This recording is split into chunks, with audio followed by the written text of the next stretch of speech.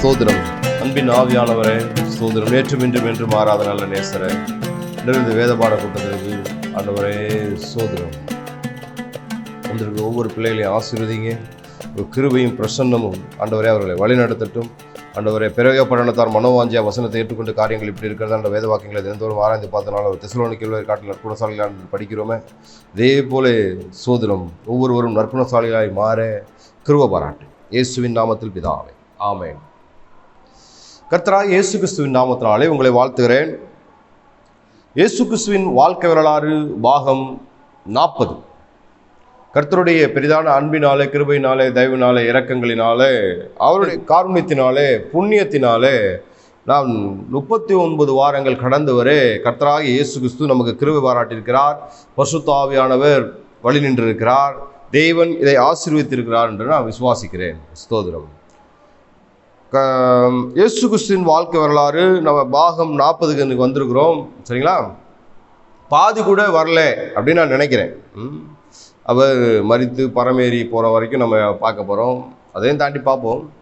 ஆனால் பாதி கூட நம்ம இன்னும் கிராஸ் பண்ணலை. சரி, கர்த்தர் நடத்துவார் என்று நம்ம விசுவாசிப்போம். இந்த இயேசு கிறிஸ்துவின் வாழ்க்கை வரலாறு இந்த பாகத்தில் 3 விதமான காரியங்களை குறித்து நாம் தியானிக்க போகிறோம். என்ன அப்படின்னா, முதலாவது தள்ளிவிடுதல் பற்றிய உபதேசம். மத்தேயு 19ஆம் அதிகாரம் முதல் 12 வசனங்கள், மார்க் 10ஆம் அதிகாரம் அதிலும் முதல் 12 வசனங்கள். இரண்டாவதாக இயேசுவும் சிறு பிள்ளைகளும். மத்தேயு அந்த 19ஆவது அதிகாரத்திலே 13லிருந்து 15 வசனங்கள். அடுத்து மார்க் 10ஆம் அதிகாரத்திலே 13லிருந்து 16 வசனங்கள். லூக்காலே விசேஷமாக 18ஆம் அதிகாரம் 15லிருந்து 17 வசனங்கள். மூன்றாவதாக நாம் பார்க்கக்கூடிய சம்பவம் இயேசுவும் பணக்கார வாலிபனும். மத்தேயு 19ஆம் அதிகாரம் 16லிருந்து 22 வசனங்கள். மார்க்கு 10ஆம் அதிகாரம் 17லிருந்து 22 வசனங்கள். லூக்காவிலே 18ஆம் அதிகாரம் 18லிருந்து 23 வசனங்கள். அப்போ 40வது பாகத்தில் 3 விதமான விஷயங்களை குறித்து நம்ம பார்க்க போகிறோம். தள்ளி விடுதல் பற்றிய ஒரு உபதேசம், அது என்ன அப்படின்னு நம்ம பார்க்க போகிறோம். ரெண்டாவது இயேசுவும் சிறு பிள்ளைகளும். மூன்றாவது இயேசுவும் பணக்கார வாலிபனும். அதை குறித்து நம்ம இன்றைக்கு பார்க்க போகிறோம். இயேசு கிறிஸ்துவின் வாழ்க்கை வரலாறு பாகம் 40, தள்ளி விடுதல் பற்றிய உபதேசம். மத்தேயு 19ஆம் அதிகாரம் முதல் 12, மார்க்கு 10ஆம் அதிகாரம் முதல் 12 வசனங்கள். சரி, இது நம்ம ஆரம்பிக்கலாம். தள்ளி விடுதல் பற்றிய உபதேசம். விருப்பம் போல விவாகரத்து செய்ய முடியாது என்பதை இயேசு தெளிவாக சொல்கிறார். விருப்பம் போல விவாகரத்து செய்ய முடியாது. சரியா? மத்தேயு 19ஆம் அதிகாரத்தில், அப்போது பரிசேயர் அவரை சோதிக்க வேண்டும் என்று அவரிடத்தில் வந்து, புருஷனானவன் தன் மனைவியை எந்த முகாந்திரத்தினாலும் தள்ளிவிடுவது நியாயமா என்று கேட்டார்கள். இதில் நம்ம குறிப்பிட வேண்டிய ஒரு வார்த்தை என்ன அப்படின்னா, பரிசேயர் அவரை சோதிக்க வேண்டும் என்று அவரிடத்திலே வந்து. பரிசேயர் என்பவர்கள் மோசேயின் அதிகாரம் தனக்கு இருப்பதாக நினைத்து கொண்டிருப்பவர்கள், வேதத்திலே நல்ல கற்று தேர்ந்தவர்கள், தோரா எனப்பட்ட பஞ்சாகமங்களில் நல்ல ஒரு ஸ்காலர் பாருங்க, அறிஞர்கள். எதை எப்படி கேட்டாலும் சரியாக சொல்லக்கூடிய ஒரு ஞானம் உள்ளவங்க பரிசேயர். இந்த பரிசேயர் என்பவர்கள் யார் அப்படின்னா, வேலியே பயிரை மேய்வது போன்றவர்கள் தான் இந்த பரிசேயர்கள். சட்டத்தை தங்களுக்கு சாதகமாக இருட்டறையாக்கி கொண்டவர்கள். தேவன் தமக்கு கீழ்ப்படியும்படி நியாயப்பிரமாணத்தை கொடுத்தார். இவர்களோ நியாயப்பிரமாணத்தை தேடும்படி தேவனை மறந்து விட்டார்கள். தேவன் கொடுத்த நியாயப்பிரமாணம் அதை மறந்து இவங்க நியாயப்பிரமாணம் தான் முக்கியம் சொல்லிட்டு தேவனை மறந்து போனதை பார்க்கலாம். எப்படி அப்படின்னா, ஒரு கற்பனையை கை கொண்டு மற்றொரு கற்பனையை இவர்கள் மறந்து விடுகிறார்கள் அல்லது தள்ளி விடுகிறார்கள். அதை நம்ம பார்க்க போகிறோம். ஆண்டவரை விட்டுவிட்டு ஆச்சாரங்களுக்கு முன்னுரிமை கொடுத்தார்கள். ஒழுங்குகள் இருந்தன, இவர்களுடைய ஆராதனை முறைமையிலே ஒழுங்குகள் இருந்தன, ஆனால் ஒழுக்கங்கள் இல்லை, ஒழுக்கம் இல்லை.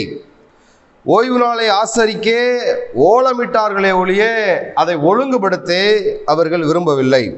உதடுகள் மாத்திரம்தான் தேவனை துதித்தது, உள்ளத்திலே தேவனை உள்வாங்க மறந்து விட்டார்கள். தேவாலயம் சந்தையானது. ஒரு நோக்கத்துக்கு நியாயப்பிரமாணத்தின்படி நடக்க ஆரம்பித்தாங்க. இந்த சமயத்தில் பாருங்க, யூதாவின் எல்லை பகுதி, அவர் அந்த எல்லை பகுதிக்கு வந்து கொண்டு இருக்கிற சமயம் மத்தேயு மற்றும் மார்க்கில் மட்டும்தான் அழகாக போட்டிருக்கும். பலிகளின் பெயரால் பரிசேயர்கள் தங்களுடைய பணப்பையை நிரப்பி கொண்டிருந்த நேரம் அது. அதில் யூதாவின் எல்லை பகுதி ஜனங்கள் தம் வழக்கத்தின்படியே, ஜனங்களிடத்தில் நல்லா கவனிக்க வேண்டியது, ஜனங்களிடத்தில் தம் வழக்கத்தின்படியே மறுபடியும் அவர்களுக்கு போதகம் பண்ணினார். ரொம்ப முக்கியமான விஷயம், வழக்கத்தின்படியே. அப்போ அவர் போகிற இடமெல்லாம் அவர் போதகம் பண்ணுறாரு, சுவிசேஷம் அளிக்கிறார், போதிக்கிறார், கற்பிக்கிறார், போதிக்கிறார், கற்பிக்கிறார், சுகமளிக்கிறார். ஒரு வேத பண்டிதர் அழகாக எழுதியிருந்தார், இயேசு நன்மை செய்கிறவராக சுற்றித் திருந்தார். அப்படின்னா என்ன அர்த்தம்னா, இயேசு பிரசங்கிக்கிறார், இயேசு கற்பிக்கிறார், இயேசு சுகமளிக்கிறார். இந்த மூன்றுக்குள்ளதான் ஒரு மெய்ப்பனுடைய வழிநடத்துதல் இருக்கு அப்படின்னு, பிரதானமாக இருக்கு அப்படின்னு அழகாக எழுதியிருந்தாங்க. அப்பொழுது பரிசேயர் அவரை சோதிக்க வேண்டும் என்று அவரிடத்தில் வந்து, மார்க் புத்தகத்தில் நான் சொல்கிறேன் இப்போ, அப்பொழுது பரிசேயர் அவரை சோதிக்க வேண்டும் என்று அவரிடத்தில் வந்து, புருஷனானவன் தன் மனைவியை தள்ளிவிடுவது நியாயமா? இதை சீசர்கள் மறுபடியும் தெளிவாக்கி கொண்டார்கள். முதல்ல பரிசேயர்களுக்கு பேசுகிறாங்க இயேசு. அடுத்து சிறிது நேரம் கழித்து சீசர்கள் இயேசுவிடம் இதே கேள்வியை கேட்கும்போது சீசர்களுக்கும் தெளிவாக பதில் சொல்கிறார். சரியான முகாந்திரம் அப்படின்னா விபச்சார பாவம், விபச்சாரம். இரண்டாம் திருமணம் செய்தால் விபச்சாரம் என்கிறார். இப்போ பார்க்கலாம், குற்றம் கண்டுபிடிக்க அநேக முறை பரிசேயர், சதிசேயர், வேதபாரகர் குற்றம் கண்டுபிடிக்க, சந்தேகம் கேட்க அல்லது போதகத்தை கவனிக்க, போதகத்திலிருந்து குற்றம் கண்டுபிடிக்க அவரை பின்தொடர்ந்தார்கள். ஆனால் ஒருவனும் மேற்கொள்ளவில்லை. இதுதான் இதோட பின்னணி. இதான் இயேசுவிடம் ஜனங்கள் போகிறாங்க, ஜனங்களுக்கு அவர் பிரசங்கிக்கிறார். பிரசங்கத்திலே முக்கியமான ஒரு கருத்தை அவர் கற்பிக்கிறார். பிறகு அவர்களை விடுதலையாக்கி சொஸ்தமாக்குகிறார். இதுதான் இயேசு செய்த காரியங்கள். இப்போ பார்த்தீங்கன்னா, கேள்வி அப்படின்னு வரும்பொழுது வேதத்தில் இயேசுவும் மக்களிடம் கேள்வி கேட்டிருக்கிறார், அவர்களும் இயேசுவிடம் கேள்வி கேட்டிருக்கிறாங்க. ஒரு புத்தகத்தில் இப்படி எழுதியிருக்கிறது, இயேசு 307 கேள்விகள் மற்றவரிடத்தில் கேட்டதாகவும், இதில் பரிசேயர், சதிசேயர், வேதபாரகர், மக்கள், ஜனங்கள் இப்படிலாம் போகும். இயேசு மற்றவர்களிடத்திலே 307 கேள்விகள் கேட்டதாகவும், இயேசுவிடம் 187 கேள்விகள் கேட்கப்பட்டதாகவும் அழகா எழுதியிருக்காங்க. நீங்க இதை உண்மை அப்படின்னு நீங்க தெரிஞ்சுக்கணும்னு ஆசைப்படுறீங்கன்னா, கொஸ்டின்ஸ் ஆஃப் ஜீசஸ் அப்படின்னு போய் கிரானிக் ஜாய் அப்படிங்கிற வெப்சைட்ல நீங்க, வலைத்தளத்தில் நீங்க செக் பண்ணீங்கன்னா, இயேசுவிடம் என்ன கேள்விகள் கேட்கப்பட்டது, இவர் என்னென்ன கேள்விகள் கேட்டார், அதெல்லாம் அழகாக தெளிவாக எழுதியிருக்காங்க. கொஸ்டின்ஸ் ஆஃப் ஜீசஸ் ஒரு ஹைஃபன் போட்டு கிரானிக் ஜாய் அப்படிங்கிற வலைத்தளத்தை நீங்கள் போனீங்கன்னா, இயேசு எப்படி கேள்வி கேட்டார், இல்லை இயேசுவிடம் எப்படி கேள்விகள் கேட்கப்பட்டது. வேதத்தில் முதல் கேள்வி இந்த சாத்தான் ஆதாமை பார்த்து ஏவாளை பார்த்து கேட்கறதாக இருக்கும். தேவன் கேட்ட முதல் கேள்வி, நீ எங்கே இருக்கிறாய் ஆதாமே, நீ எங்கே இருக்கிறாய். சாத்தான் ஏவாள்கிட்ட கேட்குறான், தேவன் ஆதாம்கிட்ட கேட்குறாரு. இப்படிலாம் நம்ம புரிஞ்சுக்கிறதுக்காக இப்படிலாம் வியாக்கியானம் பண்ணி படிக்கும்போது மனசில் பதியும். இயேசு சிந்திக்க தூண்டும் கேள்விகளே கேட்கிறார். ஒருத்தர் கேள்வி கேட்டார்னா அந்த கேள்வியிலிருந்து ஒரு கேள்வியை கேட்டு பிறகு இரண்டுக்குமே பதில் சொல்கிறவராக இருக்கிறார் இயேசு கிறிஸ்து. சரிங்களா?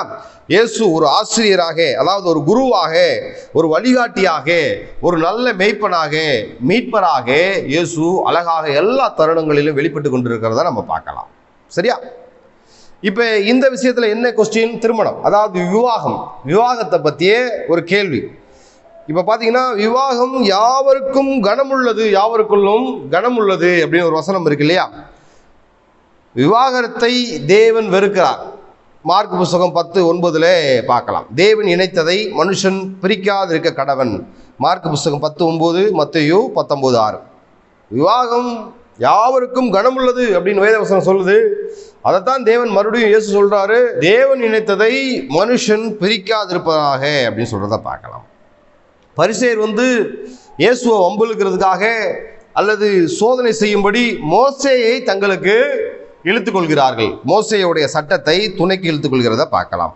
இப்போ பார்க்கலாம், ஸ்திரீயை எப்படி, விவாகம் பண்ண ஸ்திரீயை எப்படி தள்ளிவிடலாம் அப்படின்னு மோசே சொல்லியிருக்காருன்னா எடுத்துக்கொள்ளலாம். உபாகமம் 24 முதல் 4 வசனங்கள் தான் இவங்க முக்கியமாக எடுத்து பேசக்கூடிய வசனங்கள். உபாகமம் 24 முதல் 4 வசனங்கள். இதை நல்லா கவனிங்க, சரிங்களா? உபாகமம் 24ஆம் அதிகாரம் முதல் 4. ஒருவன் ஒரு ஸ்திரீயை விவாகம் பண்ணி கொண்ட பின்பு அவளிடத்தில் லட்சையான காரியத்தை கண்டு அவள் மேல் பிரியமற்றவனானால் அவன் தள்ளுதலின் சீட்டை எழுதி அவள் கையிலே கொடுத்து அவளை தன் வீட்டிலிருந்து அனுப்பிவிடலாம். அவள் அவனுடைய வீட்டை விட்டு போன பின்பு வேறொருவனுக்கு மனைவி ஆகலாம். அந்த இரண்டாம் புருஷனும் அவளை வெறுத்து தள்ளுதலின் சீட்டை எழுதி அவள் கையிலே கொடுத்து அவளை தன் வீட்டிலிருந்து அனுப்பிவிட்டாலும் அவளை விவாகம் பண்ணின அந்த இரண்டாம் புருஷன் இறந்து போனாலும் அவள் தீட்டுப்பட்டபடியினால் அவனை தள்ளிவிட்ட அவளுடைய முந்தின புருஷன் திரும்பவும் அவளை மனைவியாக சேர்த்து கொள்ளக்கூடாது. அது கர்த்தருக்கு முன்பாக அருவருப்பானது. உன் தேவனாகிய கர்த்தர் உனக்கு சுதந்திரமாக கொடுக்கும் தேசத்தின் மேல் பாவம் வர பண்ணாயாக. பாருங்க, எவ்வளோ பெரிய ரகசியம் உள்ள அடங்கியிருக்குது. இந்த மாதிரி விவாகரத்து செய்வது மூலமாக, விவாகரத்து செய்த பெண்ணை திருமணம் மற்றவன் செய்வது மூலமாக தேசத்துக்குள்ளே பாவம் உள்ளே நுழைகிறத பார்க்கலாம். அதாவது விபச்சாரம், ஒருவனுடைய மனைவியை இன்னொருத்தன் திருமணம் செய்தாலும் அது விபச்சாரத்துக்கு ஒப்பீடாக பழைய ஏற்பாட்டில் உபாகமம் 24ஆம் அதிகாரத்தில் முதல் 4 வசனத்தில் போட்டிருக்கு. என்ன போட்டிருக்குது? ரொம்ப முக்கியமானது. கர்த்தர் உனக்கு சுதந்திரமாக கொடுக்கும் தேசத்தின் மேல் பாவம் வர பண்ணாயாக. எவ்வளோ பெரிய ஒரு வாக்கியம்! இதில் இருந்து தான் இவங்க வசனத்தை எடுத்துக்கொள்கிறாங்க. சரி, இப்போ பார்க்கலாம். தேசத்தின் மேல் பாவம் வரும் அப்படின்னு நியாயப்பிரமாணம் சொல்லுது. ஏன்னா ஆதியாகமம் 2:24 இருவரும் ஒரே மாமிசமாக இருப்பார்கள். அப்போ அந்த மாமிசத்தை இன்னொருத்தன் தீட்டுப்படுத்தும் பொழுது அவன் தீட்டாவது மட்டுமல்லாமல் அவன் இருக்கிற மகா விஸ்தாரமான தேசம் தீட்டுப்படுகிறது என்று வேதம் சொல்கிறது. ஏன்? சரீரம் தானே தீட்டுப்பட்டது. இங்கே எப்படி மண்ணும் தீட்டுப்படுதுன்னா மனிதன் மண்ணிலிருந்து எடுக்கப்பட்டவன். வேத வசனம் இவ்வாறாக சொல்கிறத பார்க்கலாம். சரிங்களா? இப்போ சமுதாயத்தில் பெரிய செல்வந்தராக இருக்கக்கூடிய மனிதர்கள் தங்களுக்கு எவ்வளவு பண வசதிகள் இருக்கிறதோ, செல்வங்கள் இருக்கிறதோ, சொத்து நிலங்கள் இருக்கிறதோ, ஆபரணங்கள் இருக்கிறதோ, ஐஸ்வர்யங்கள் இருக்கிறதோ, அதுக்கு தக்கதாக தங்களுடைய மனைவிகளை பெருக்கிக் கொண்டே வந்தாங்க. எடுத்துக்காட்டா சாலமோனை சொல்லலாம். 1000 கல்யாணத்துக்கு கூட போயிருக்க மாட்டோம். ஆனால் பாருங்கள், அவருக்கு 300 + 700 மனைவிகள், மறுமனையாட்டிகள்னு சொல்லும் பொழுது ஒரு ஆச்சரியமான விஷயமா இருக்குது. அப்போ பாருங்கள், செல்வம் திரட்சியினால அவங்க பாவம் செய்கிறதே பார்க்கலாம். சரிங்களா? ஒரு முறையற்ற வாழ்வு, ஒருவனுக்கு ஒருத்தி, இதான் வேதம் சொல்கிற ஒரு படிப்பினை. ஆனால் இவங்க முறையற்ற வாழ்வு வாழ்கிறாங்க. இந்த முறையற்ற வாழ்வு தங்கள் ஆதிபிதாக்கள் வாழ்ந்த வாழ்வு நாங்களும் வாழணும்னு சொல்லிட்டு இயேசுவிடம் அவர்கள் கேட்கிறதாக இருக்கிறது. ரொம்ப கவனமாக கையாள வேண்டிய பகுதி இந்த பகுதி. தள்ளுதல் சீட்டு அப்படிங்கிற அந்த பகுதி, தள்ளிவிடுதல் பற்றிய உபதேசம் என்கிற பகுதி ரொம்ப கவனமாக கையாள வேண்டிய பகுதி. கிறிஸ்துவ உலகத்தில் தான் அதிக விவாதத்து நடக்குது அப்படின்னு கருத்து கணிப்புலாம் சொல்லுவாங்க. நான் கூட கொஞ்சம் புக்கெல்லாம் படித்து பார்த்தேன், வலைதளங்கள்லாம் சோதித்து பார்த்தேன். அதில் என்ன போட்டிருக்குன்னா, போர்ச்சுகல் நாட்டில் தான் உலகத்திலே அதிகமாக விவாகரத்து நடக்கிறது அப்படின்லாம் போட்டிருக்காங்க. விவாகரத்து போர்ச்சுகலில் தான் அதிகமாக நடக்குது இதெல்லாம் போட்டிருக்காங்க. அதெல்லாம் நமக்கு தேவையில்லை. அந்த கணக்கு இந்த கணக்கு அதெல்லாம் வேணாம். நமக்கு வேதம் என்ன சொல்லுது அதை நம்ம பார்க்க போகிறோம். சரிங்களா? இந்த ஒரு மனைவியை எந்த இதனால் தள்ளிவிடணுமா? அந்த விபச்சாரம் பண்ணால் தள்ளிவிடலாம் அப்படின்னு போட்டிருக்கு. அப்போ மனைவியை தள்ளிவிடுகிறவர்கள் விபச்சாரர்களாகவும் தள்ளிவிடப்படுகிறவள் விபச்சாரிகளாக இருக்கிறதே நம்ம பார்க்கலாம். அதனால தான் யாக்கோபு புத்தகம் 4:4 அழகா யாக்கோபு ஆக்கியோன் பாருங்க என்ன சொல்றாரு. எடுத்தோடனே பயங்கரமாக பேசுறாரு. என்ன பேசுறாரு? விபச்சாரிகளே அப்படின்னு ஆரம்பிக்கிறார். எவ்வளோ பெரிய ஒரு, நம்ம யோவான் ஸ்நானனை பற்றி சொல்லுவோம், வெறியன் பாம்பு குட்டிகளேன்னு தைரியமாக யூதர்களை அழைக்கிறாரு. அவர் எவ்வளோ பெரிய தைரியசாலி அப்படிலாம் நம்ம பார்த்து ஒரு தைரியப்பட்டிருக்கிறோம். பாரு, எப்படி யூதர்களே, ஒரு அறிவில் சிறந்த யூதர்களே, வெறியன் பாம்பு குட்டிகளே, நீங்கள் இப்படிலாம் அழைக்கிறாரு அப்படிலாம் நம்ம படிக்கிறோம் இல்லையா? ஆனால் யாக்கோபு ஒரு படி மேலே போய் என்ன பேசுகிறாருங்க? விபச்சாரரே விபச்சாரிகளே, உலக சிநேகம் தேவனுக்கு விரோதமான பகை என்று அறியீர்களா? ஆகையால் உலகத்துக்கு சிநேகிதனாக இருக்க விரும்புகிறவன் தேவனுக்கு பகைஞனாக இருக்கிறான். அப்போ அநேக விஷயங்கள் ஏன் விவாகத்தில் ரத்து ஏற்படுகிறது அப்படின்னா, அந்த மாம்ச எண்ணங்கள், லட்சையான உணர்வுகள், மாம்சத்தின் சிந்தனைகள் ஆட்டி படைக்கிறதுனால கண்ணில் பட்டதெல்லாம் அனுபவிக்கணும் அப்படின்னு சொல்லிட்டு தனக்கு உண்டானதை மறந்து அடுத்தவனுக்கு அந்த கட்டளைகளில் அடுத்தவனுடைய வீட்டை இச்சியாது இருப்பாயாகலாம் வசனம் இருக்கு இல்லையா? அப்போ இதெல்லாம் அவங்க கற்பனைகள்லாம் மறந்து தனக்குள்ளதை மறந்து அடுத்தது வேணும் அலைகிறதுனால இந்த விஷயங்கள் நாம் பார்க்குறோம். ஏன்னா கணவன் மனைவி ஏன் விவாகரத்து பண்ணுறாங்கன்னா, முக்கியமான விஷயம் யார் பெரியவர் அப்படிங்கிற ஒரு திடீர்னு இப்போ நல்ல ஒரு படிப்பின் காலமாகிடுச்சு, அறிவு பெருத்துருச்சு. இப்போ அநேக விவாகரத்துக்கு காரணம் என்னென்னா, யார் பெரியவர். ஏன்னா இயேசு காலத்தில் இயேசு பக்கத்தில் இருந்த சீசர்களே அவங்களுக்குள்ளே சண்டை போட்டுக்கிறாங்க. மார்க் 9:34 தங்களுக்குள்ளே யார் பெரியவர்கள். தங்களுக்கு இயேசு இருக்காரு, இயேசு பக்கத்தில் இருக்கும்போதே அவங்க தங்களுக்குள்ளே யார் பெரியவர்கள் சண்டை போடும் பொழுது, ஒரு ஆண்டவனை சரியாக அறியாத புரியாத தேராத மக்கள் அப்போ ஒரு மனமாய் திருமணம் செய்து வாழ நினைக்கும் பொழுது அவங்களுக்குள்ள ஒரு காம்ப்ளெக்ஸ் வந்துடுது. யார் நீ பெரியவனா நான் பெரியவனா, உனக்கு ஈக்குவலாக நான் சம்பளம் வாங்குறேன், நீ செய்கிற அளவுக்கு நான் வீட்டு வேலையை பார்க்குறேன், இந்த மாதிரியான ஒரு சண்டைகளாலே விவாகரத்து வர்றதை பார்க்கலாம். அடுத்து பார்த்தீங்கன்னா தாம்பத்திய உறவு சரியாக இல்லாத காரணத்தினாலே விவாகரத்து நடக்கிறத பார்க்கலாம். புரிந்து கொள்ளுதல் சரியாக இல்லாத காரணத்தினாலே விவாகரத்து இப்படி சொல்லிக்கொண்டே போகலாம், இப்படியே சொல்லிக்கொண்டு. ஆனால் இங்கே சொல்லப்பட்ட விஷயம் என்ன? தள்ளுதற் சீட்டு, விபச்சாரத்தை மெயினாக வச்சு பேசுகிறத பார்க்கலாம். இயேசு அழகா பேசுகிறார். ஆதி முதற்கொண்டு அப்படிலாம் இருக்கல, உங்களுடைய இருதய கடினத்தின் நிமித்தம் தான் இப்படியெல்லாம் நடந்துச்சு, இப்படியெல்லாம் மோசே எழுதி கொடுத்தார் அப்படின்னு இயேசு அழகா பாயிண்டாக பேசுகிறத பார்க்கலாம். சரிங்களா? நீங்கள் ஒரு வேத வசனத்தை தியானிக்கணும், அதை உள்வாங்கிக்கணும்னு சொல்லிட்டீங்கன்னா, பழைய ஏற்பாட்டில் என்ன எழுதியிருக்கு அதை புதிய ஏற்பாட்டில் இயேசு எப்படி தெளிவாக்குகிறார், இல்லை புதிய ஏற்பாட்டில் எதை வச்சு இயேசு பேசுகிறாரு, அதெல்லாம் நீங்கள் படிக்கணும். மத்தேயு, மார்க்கு, லூக்கா, யோவான் அந்த புத்தகத்திலிருந்தும் அதுக்கு சம்பந்தப்பட்ட வசனங்கள் இருந்து எடுத்து பார்க்கும்பொழுது வைரத்தை வைரத்தால் அறுக்க முடியும் அப்படிங்கிறத போது நிறைய வேத வாக்கியங்களை தியானிக்கும் பொழுது எல்லா தடைகளும் உடையும். தெரியாத ரகசியங்கள் எல்லாம் தெரியும். கர்த்தருடைய புத்தகத்தில் தேடி வாசியுங்கள், ஒன்றும் குறையாது, ஒன்றும் ஜோடி இல்லாதிராது, கர்த்தருடைய ஆவி இதை இணைக்கும்னு போட்டிருக்குது. ஒரு வசனத்தை மட்டும் படிச்சுட்டு எனக்கு புரியலைன்னா அப்படி கிடையாது. ஒரு புதிய ஏற்பாட்டில் வசனம் படிக்கிறீங்கன்னா அதற்கு சம்பந்தப்பட்ட வசனம் நிச்சயமாக பழைய ஏற்பாட்டில் உண்டு. அப்புறம் சுவிசேஷத்துக்கு அடுத்த புத்தக நிருபங்களில் உண்டு, வெளிப்படுத்தின விஷயத்தில் உண்டு. எல்லாத்தையும் நம்ம கவனித்து படிக்கும் பொழுது இந்த காரியத்துக்கு தான் ஆண்டவர் இப்படி பேசியிருக்காரு. ஒரு வசனத்தை மட்டும் எடுத்துக்கிட்டு நம்ம சண்டை போடக்கூடாது, இது புரியலை அப்படின்னு நம்ம சொல்லிக்கிட்டு இருக்கக்கூடாது. சரிங்களா? ஏன் இந்த கேள்வியை பரிசேயர் இயேசுவிடம் கேட்டார்கள் அப்படின்னா, முதலாவது காரணம் சோதிப்பதற்காக. அதிலே போட்டிருக்கு, முதலாவது காரணம் பரிசேயர் சோதிப்பதற்காக. யாரை சோதிக்கிறது? மனுஷன் கர்த்தரை சோதிக்கலாமா? யாரை சோதிப்பது? இவங்க பாருங்க, சோதிப்பதற்காக கேள்வி கேட்கறத பார்க்கலாம். நியாயப்பிரமாணம் கெட்டதை கூறினதுனால நாங்களும் கெட்டதையே செய்கிறோம் அப்படிங்கிற முறைமையில இவங்க பேசுறாங்க. நியாயப்பிரமாணம் தான் சொல்லுது, விபச்சாரம் செய்தா அந்த பெண்ணை தள்ளி விட்டு இன்னொரு பெண்ணை திருமணம் செய்யலான்னு. அப்ப நியாயப்பிரமாணத்தின்படி நாங்கள் நடக்கிறோம். அதாவது நியாயப்பிரமாணத்தில் உள்ள நன்மைகளை மறந்துட்டு அவங்க என்னென்ன ஓட்டைகள், சட்டத்தில் நிறைய பெரிய பணக்காரர்கள் அல்லது தீவிரவாதிகள், இன்னும் நல்லா சொல்ல போனால் சட்டத்தில் என்னென்ன ஓட்டைகள் இருக்குது அதை கண்டுபிடிச்சு குற்றத்திலிருந்து தப்புக்கிற அநேகர் இருக்கிறாங்க. அதே போல் இந்த பரிசேயர்கள் தனக்கு என்ன சாதகமாக நியாயப்பிரமாணத்தில் இருக்குது அதை நம்ம எப்படியெல்லாம் கை கொள்ளலாம், கைவிடலாம், அதில் தான் அவங்க ஞானமாக செயல்படுறாங்க. இயேசு சொல்றார், உங்கள் இருதய கடினத்தின் நிமித்தமே மோசே அதை கொடுத்தார் என்கிறார். சரிங்களா? மனிதன் தனிமையாக இருப்பது நல்லதில்லை. விவாகம் பண்ணி விவாகரத்தாயிடுச்சுன்னா அப்போ தனிமையாக இருக்கிறது நல்லதில்லை. இப்போ இன்னொரு பெண்ணை திருமணம் பண்ணி கொள்கிறோம் அப்படின்னு சொல்லிட்டு போகிறத பார்க்கலாம். இங்கே பார்த்தீங்கன்னா இந்த பெண் விசாரிக்கப்பட்டாளா என்பது ஒரு முதல் கேள்வியாக இருக்கிறது. மனிதன் பிரிக்காதிருப்பானாக தேவன் எதிர்பார்க்கிறார், இயேசு எதிர்பார்க்கிறார். தேவன் இணைத்ததை மனுஷன் பிரிக்காதிருப்பானாக. தேவன் இணைக்கணும். சரிங்களா? அநேகர் பாருங்க, ஒரு முக்கியமானது, தேவன் இணைக்காமலே இவங்களே இணைஞ்சுக்கிறாங்க. அதில் ரொம்ப கவனமாக இருக்கணும்.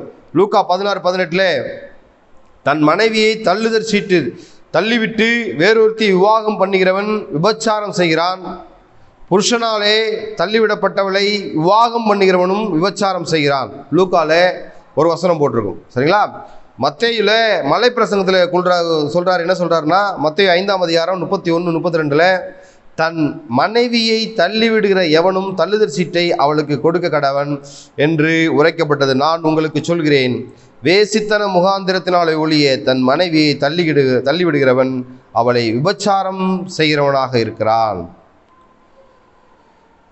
இப்போ பார்த்தீங்கன்னா வேதவசனம் என்ன சொல்லுது? தள்ளுதல் சீட்டு கொடுக்குன்னா அது விபச்சார பாவமாக இருக்கணும். விபச்சார பாவம் செய்திருந்தா தான் தள்ளணும். ஆனால் இவங்க பாருங்கள், தொட்டத்துக்கெல்லாம் சந்தேகப்பட்டு மனைவியை தள்ளி விடுறதே இங்கே மறைமுகமாக குறிக்கப்பட்டுள்ளது. பாருங்கள், இந்த விபச்சாரம் அப்படிங்கிற சொல்லுக்கு கிரேக்கத்தில் அர்த்தம் என்ன கொடுக்குறாங்கன்னா, அசுத்தம், ஒழுக்கமின்மை அப்படிங்கிற ஒரு மூலமொழியை எடுத்து அவங்க கையாண்டுட்டாங்க.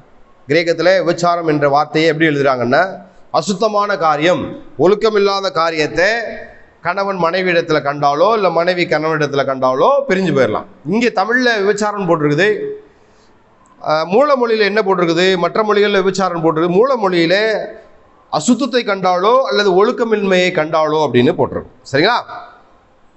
மத்தேயு 1:19 ஒரு நல்ல ஒரு வசனம் இருக்கும் பாருங்க. ரொம்ப நல்ல இந்த தள்ளுதல் சீட்டுக்கு ஒரு உபதேசத்தை பற்றிய விளக்கணும்னா ஒரு நல்ல வசனம் இருக்கும். யோசேப்பு, இயேசுவின் தந்தையான யோசேப்பு, அதில் மரியாள் நியமிக்கப்பட்டிருக்கும் பொழுது யோசேப்பும் மரியாளும் சேராமல் மரியாள் பரிசுத்த ஆவினாலே பிரசன்னத்தினாலே கருவுற்றுவாங்க, கர்ப்பம் விட்டுருவாங்க. அப்போ அந்த யோசேப்பு நீதிமானாக இருந்து அவளை அவமானப்படுத்த மனதில்லாமல் ரகசியமாய் அவளை தள்ளிவிடலாம் என்று யோசனையாக இருந்தான். அப்போ அவன் நீதிமானாக இருக்கிறபடினாலே அவளை அசிங்கப்படுத்தக்கூடாது, அவமானப்படுத்தக்கூடாது அப்படின்னு சொல்லிட்டு ரகசியமாக தள்ளிவிடலான்னு ஒரு யோசனையாக இருந்தான். ஆனால் இது கர்த்தருடைய காரியம் என்பதனால கர்த்தர் தேவன் இணைத்தது. தேவன் தான் மரியாளையும் யோசேப்பையும் இணைக்கிறார். தேவன் இணைத்ததை மனுஷன் பிரிக்காதிருப்பானாக, சம்பந்தப்பட்ட மனுஷனே பிரிந்து போகக்கூடாதுன்னு சொல்லிட்டு காபிரியல் தூதன் இறங்கி வந்து, இல்லைப்பா அவர் தப்பு செய்யலை, அவரிடம் உண்டாக இருக்கிறது பரிசுத்த ஆவியானவர் வித்து சொல்லும் பொழுது அவர்கள் சேர்றதை பார்க்கலாம்.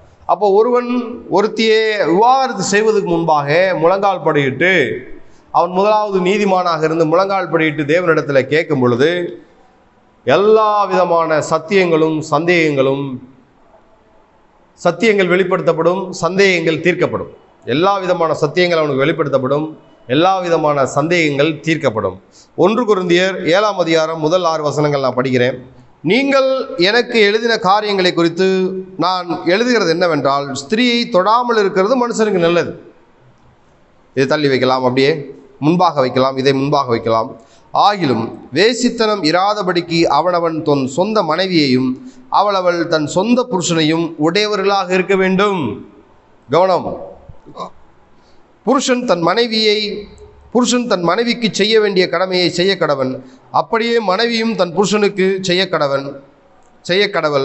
மனைவியானவள் தன் சுய சரீரத்துக்கு அதிகாரி அல்ல. அடிக்கோடிட வேண்டிய வசனம். புருஷனே அதற்கு அதிகாரி. அப்படியே புருஷனும் தன் சுய சரீரத்துக்கு அதிகாரி அல்ல, மனைவியே அதற்கு அதிகாரி. உபவாசத்திற்கும் ஜெபத்திற்கும் தடையிராதபடிக்கு இருவரும் சில காலம் பிரிந்திருக்க வேண்டும் என்று சம்மதித்தாலே அன்றி ஒருவரை விட்டு ஒருவர் பிரியாதிருங்கள். உங்களுக்கு விரதத்துவம் இல்லாமையால் சாத்தான் உங்களை தூண்டிவிடாதபடிக்கு மறுபடியும் கூடி வாழுங்கள். இதை நான் கட்டளையாக சொல்லாமல் யோசனையாக சொல்கிறேன். கணவன் மனைவி உறவை பற்றி பவுல் அழகாக சொல்கிறத பார்க்கலாம். அப்போ மனைவியோட சரீரத்துக்கு கணவன் அதிகாரி என்றும் கணவனுடைய சரீரத்துக்கு மனைவி அதிகாரி என்றும் எழுதப்பட்டிருக்கு. இந்த உண்மையை உணர்ந்தவர்கள் விபச்சாரம் செய்ய மாட்டார்கள். ஒரு சரீரம் தேவனுடைய ஆலயமாக முதலாவது இருக்கிறது. முதலாவது நம்முடைய ஆலயம், ஆணோ பெண்ணோ, கிறிஸ்துவனுடைய மணவாட்டி. அந்த ஆலயம் தேவன் வாசம் பண்ணுகிற ஆலயமாக இருக்கிறது. அந்த சரீரம் தேவன் வாசம் பண்ணக்கூடிய ஆலயமாக இருக்கிறது. முதலாவது விஷயம் சரீரத்தை பற்றி. ரெண்டாவது, திருமணமானவர்கள் ஆண், அந்த ஆணின் சரீரம் பெண்ணுக்கு சொந்தமானது, பெண்ணின் சரீரம் ஆணுக்கு சொந்தமானது. தீட்டுப்படுத்தல் ஆகாது. தீட்டுப்படுத்த இதை நம்ம புரிஞ்சுக்கிட்டோம்னாலே விவாகரத்து குறைந்துவிடும். சரியா? அப்போ இந்த விஷயத்தில் முன்வைக்கக்கூடிய 2 விஷயங்கள் என்னென்னா, விவாகத்தில் நாம் ஒருவருடன் ஒன்றாக இருக்க வேண்டும் அல்லது தனித்தே இருக்க வேணும். திருமணம் செய்யாமல் தனித்தே இருக்கணும். அதை நம்ம பார்க்க போகிறோம். விவாகம் பண்ணால் ஒன்றா இருங்க, அல்லதுக்கு விவாகம் பண்ணாமலே இருங்க. அதை நம்ம கடைசியாக பார்க்க போகிறோம். பார்த்தீங்கன்னா இந்த தள்ளுதல் சீட்டுக்குரிய காரணம் என்னென்னா, விபச்சாரம் செய்தால் அந்த கணவன் மனைவியை தள்ளிவிடலாம். இதுதான் ஒரு ஆதாரமான வசனம். இதுதான் ஒரு ஆதாரமான வசனம். பவுல் என்ன சொல்கிறாரு? முதலாவது, நீங்கள் திருமணம் செஞ்சால் இருவரும் ஒன்றா இருங்க. அந்த சரீரத்தை பற்றி ஒரு அறிவு இருந்தால், நீங்கள் தான் அந்த ஆலயம், அந்த உங்களுடைய சரீரம் உங்களுக்கு சொந்தமானதல்ல, உங்கள் மனைவிக்கு சொந்தமானது, அவள் தான் அதிபதி அப்படின்லாம் சொல்கிறத பார்க்கலாம். ஏன்னா இயேசு அழகாக சொல்லுவார். மத்தேயு 19ஆம் அதிகாரத்தில் பார்க்கலாம். சீசர்கள் இதை பற்றி கேட்கும் பொழுது, சீசர்கள் இயேசுவிடம் கேட்கும் பொழுது, இயேசு இது யாருக்கெல்லாம் புரியும் அப்படின்னு சொல்கிறாரு அப்படின்னா, 10ஆம் வசனத்திலிருந்து 19ஆம் அதிகாரம் 10ஆம் வசனத்திலிருந்து படிக்கிறேன். மத்தேயுல, அவருடைய சீசர்கள் அவரை நோக்கி, மனைவியை பற்றி புருஷனுடைய காரியம் எப்படி இருந்தால் விவாகம் பண்ணுகிறது நல்லதல்ல என்றார்கள். அவங்க பாருங்க, மொத்தமாகவே கல்யாணம் பண்ணாமலே இருக்கலாமே அப்படிங்கிறாங்க. அப்போ பாருங்க, இப்போ சீசர்களுடைய மந்த புத்தியை இயேசு அறிந்து கொண்டு என்ன சொல்கிறாரு? அதற்கு இயேசு, வரம் பெற்றவர்களே தவிர மற்றவர்கள் இந்த வசனத்தை ஏற்றுக்கொள்ள மாட்டார்கள். அதனால தான் முதல்ல சொன்னேன், இந்த பகுதி ரொம்ப நம்ம விருப்பம் போல் இதை தியானிக்க முடியாது, நிறைய தியானிக்கணும். இந்த ரொம்ப கவனமாக கை கொள்ள வேண்டிய பகுதி தான் இந்த பகுதி. அதனால தான் இயேசு சொல்கிறாரு, வரம் பெற்றவர்களே தவிர மற்றவர்கள் இந்த வசனத்தை ஏற்றுக்கொள்ள மாட்டார்கள். தாயின் வயிற்றிலிருந்து அன்னகர்களாய் பிறந்தவர்களும் உண்டு, மனுஷரால் அன்னகரால் ஆக்கப்பட்டவர்களும் உண்டு, பரலோக ராஜ்யத்தின் நிமித்தம் தங்களை அன்னகர்களாக்கி கொண்டவர்களும் உண்டு. இதை ஏற்றுக்கொள்ள வல்லவன் ஏற்றுக்கொள்ள கடவன் என்றார். 3 விதமான விஷயங்களை பார்க்கணும். என்னென்னு? தாயின் வயிற்றிலே அன்னகர் அப்படின்னா, இதை குறித்து தனியாக ஒரு பாடம் நம்ம எடுக்க போகிறோம். அன்னகர் அப்படின்னா திருமணம் ஆகாதவர்கள் தான் பொதுவானது. அதை நிறைய பேர் அரவாணிகள் அப்படின்னு சொல்லுவாங்க, விதையடிக்கப்பட்டவர்கள், கோசம் அறுக்கப்பட்டவர்கள், இதெல்லாம் சொல்லுவாங்க. அது தனியாக நம்ம இந்த சின்ன செய்திக்குள்ளே இதை பார்த்து முடியாது. அன்னகர் எப்படி உருவாகிறாங்களா? இயேசு சொல்கிறாரு, தாயின் கர்ப்பத்திலே உருவாகிறாங்க. முதலாவது. 2வது, மற்றவர்களாலே உருவாக்கப்படுகிறார்கள். 3வது, பரலோக ராஜ்யத்தின் நிமித்தம் தங்களை தாங்களே அன்னகர்களாக்கி கொண்டவர்களும் உண்டு. இதெல்லாம் இந்த 3 பேர், இந்த அன்னகர் திருமணம் செய்யாதவர்கள். இயேசு அந்த சீசர்கள் சொன்னதுக்காக இவர் இந்த வார்த்தையை சொல்கிறத பார்க்கலாம். வரம் பெற்றிருக்கணும். இந்த அன்னகர்கள் பற்றிய ஒரு வேத பாடம் பெரிய பாடமாக இருப்பதனால கிட்டத்தட்ட 1.5 மணி நேரத்துக்கு மேலே வரும். அதனுடைய செய்தி எடுக்கும் பொழுது நம்ம சீக்கிரமாக அந்த செய்தியை வெளியிடலாம். சரியா? அப்போ திருமணம் செய்யாமல் இருக்கிறணும். சரிங்களா? திருமணம் செஞ்சுட்டு இந்த மாதிரியான விஷயங்களில் தேவன் பிரியப்படுகிறதில்லை. விவாகரத்தில் தேவன் பிரியப்படுகிறதில்லை. வரம் பெற்றவர்களே அன்றி இதை யாரும் புரிந்து கொள்ள மாட்டாங்க அப்படின்னு இயேசு சொல்கிறார். அப்போ இயேசுவிடம் அந்த பரிசேயர்கள் சோதிக்க விரும்புகிறாங்க. சரிங்களா? இயேசு அவர்களுடைய கேள்வியை வச்சு அவர்களை மடக்கிறத பார்க்கலாம். உங்கள் இருதய கடினத்தின் நிமித்தம் அப்படின்னு சொல்லி அவங்கள மடக்கிறாரு. தெளிவாக சொல்லும் பொழுது அவங்களால ஒன்றும் பேச முடியல. இதை கேள்வியை 2 பேர் கேட்குறாங்க. முதலாவது பரிசேயர் கேட்குறாங்க, 2வது சீசர்கள் கேட்குறாங்க. 2 பேருக்குமே இயேசு பதிலளிக்கிறவராக இருக்கிறார். சரிங்களா? அடுத்து 2வது நம்ம பார்க்கக்கூடிய விஷயம் என்னன்னா, இயேசுவும் சிறு பிள்ளைகளும். 2வதாக இயேசுவும் சிறு பிள்ளைகளும். சிறு பிள்ளைகளை கர்த்தர் நேசிக்கிறார். கர்ப்பத்தின் கனி அவராலே வரக்கூடிய சுதந்திரம். சரிங்களா? குழந்தைகள் உருவாவது கர்ப்பத்திலே, அதற்கு முன்பாக ஆதீனத்திலே அவருடைய திருச்சமூகத்தில் எழுதப்பட்டிருக்கிறது. சிறு பிள்ளைகள் நம்ம பிறக்கிறதுக்கு முன்பாக நம்முடைய உருவம் இன்னதென்று அறிந்திருக்கிறார். நாம் பிறப்பதற்கு முன்பாக நமக்கு நாமம் சூட்டியிருக்கிறார். எலும்புகளும் நரம்புகளும் திசுக்களும் அணுக்களும் உருவாவதற்கு முன்பாகவே எல்லாவற்றையும் அழகாக அவர் செய்து முடித்தவர் போல பார்த்து கொண்டிருக்கிறார். சரிங்களா? அப்போ சிறு பிள்ளைகள் ஏதோ ஒரு பகுத்தறிய முடியாத ஒரு வயது, நன்மை தீமை எதுவென்று அறியாத ஒரு வயது. ஆதாம் ஏவாள் முன்னாடி இருந்தாங்க இல்லையா? ஆதாம் ஏவாள் படைக்கப்பட்ட போது அவங்க எந்த மனநிலையில் இருந்தாங்களோ அந்த மனநிலையில் இருக்கிறவங்க தான் இந்த சிறு பிள்ளைகள். அவங்களுக்கு எது கெட்டது எது நல்லது பகுத்தறிய தெரியாது. கண்டதே காட்சி கொண்டதே கோலம் அப்படின்னு இருக்கிற ஒரு மனநிலை, எது யார் என்ன சொன்னாலும் அப்படியே நம்பக்கூடிய ஒரு மனநிலை. பிஞ்சு இருதயத்திலே நன்மையை விதைப்பதும் பிஞ்சு இருதயத்திலே நஞ்சை விதைப்பதும் மனிதனுடைய பெற்றோர்களுடைய பழகுகளுடைய கரத்தில் இருக்கிறது. அப்போ இந்த சிறு பிள்ளைகளை குறித்து இயேசு என்ன சொல்கிறார் அதை குறித்து நம்ம பார்க்க போகிறோம். சிறு பிள்ளைகளும் இயேசுவும் என்ற தலைப்பில் நம்ம பார்க்க போகிறோம். சிறு பிள்ளைகளே வேதம் என்ன சொல்கிறது அதெல்லாம் பார்க்குறோம். வேதம் விசுவாசிகளை பெரும்பாலும் குழந்தைகளுடன் ஒப்பிடுகிறத பார்க்கலாம். அந்த வசனத்தில் நம்ம பார்க்க போகிறோம். சரிங்களா? இந்த குழந்தைகள் பகுத்தறிகிறத காட்டிலும் தங்கள் உணர்ச்சியினாலே செயல்படக்கூடியவர்கள். பரலோக ராஜ்யம் இப்படிப்பட்டவர்களுடையது. சரியா? இப்போ பார்த்தீங்கன்னா பரலோக ராஜ்யத்துக்குள்ளே யார் பிரவேசிப்பாங்க அப்படின்னு பார்த்து நம்ம இதை பார்க்க போகிறோம்.